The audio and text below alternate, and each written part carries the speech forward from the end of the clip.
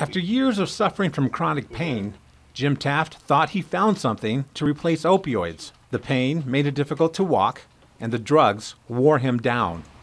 So you try anything to get off that stuff, you know. His doctor recommended a spinal cord stimulator. It's a device implanted in the spine that sends electric pulses to mask pain. Well, at the time I had 3 boys here. You know, you want to spend time with them, you want to do things with them, and I couldn't do them with them. Taft was so confident the device would work, he ordered wood to keep a promise to his wife Renee to refinish the porch. Then he had the surgery. There was a problem with the electrodes on the stimulator. He had a second surgery to repair it, and then it shocked him and didn't let him sleep. After several months, he had it taken out and went home. I woke up the next day, and I could feel my legs, but I couldn't move them.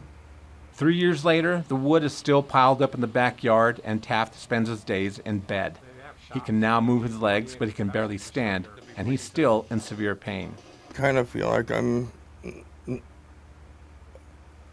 bound to be here when I die.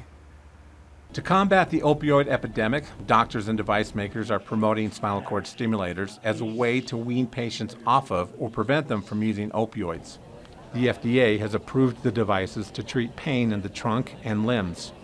But an investigation into medical devices by the Associated Press, the International Consortium of Investigative Journalists, and NBC News found more than 80,000 spinal cord stimulator injury reports to the FDA over the last 10 years, ranking them third after hip replacements and insulin pumps. Shocking and burning have been reported in all major models of spinal cord stimulators.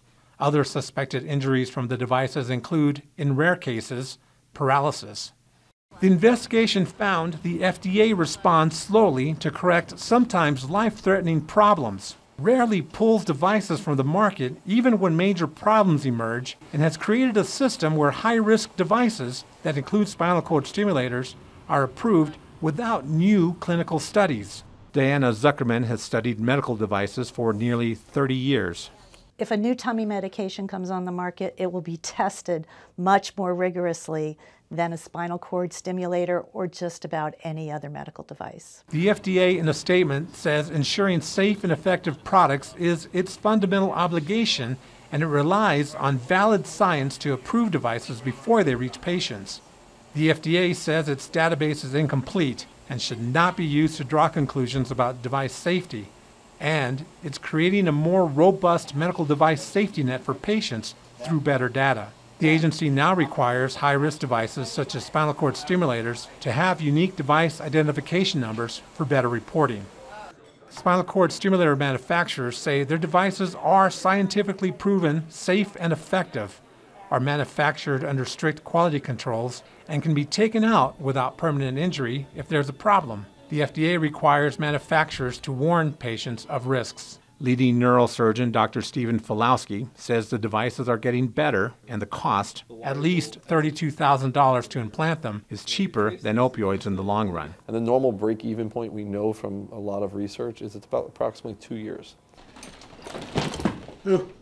One of Falowski's patients is former stuntman Pete Corby. Over the years, he injured his back filming movies, which left him in constant pain and on opioids until doctors stopped prescribing the drugs. I was actually buying them on the street, like a low-life druggie, because I couldn't get them anymore from the doctor, you know. Corby has had the device for more than 2 years and says he wouldn't trade the stimulator for opioids. This is the greatest thing. This saved my life, literally saved my life. But they don't always work. Had I known what I know now about it, I wouldn't have one put in. Insurance companies will pay for spinal cord stimulators only after doctors have tried other treatments. But doctors are urging insurance companies to pay for the devices sooner to reduce opioids. Peter Banda, Associated Press, New York.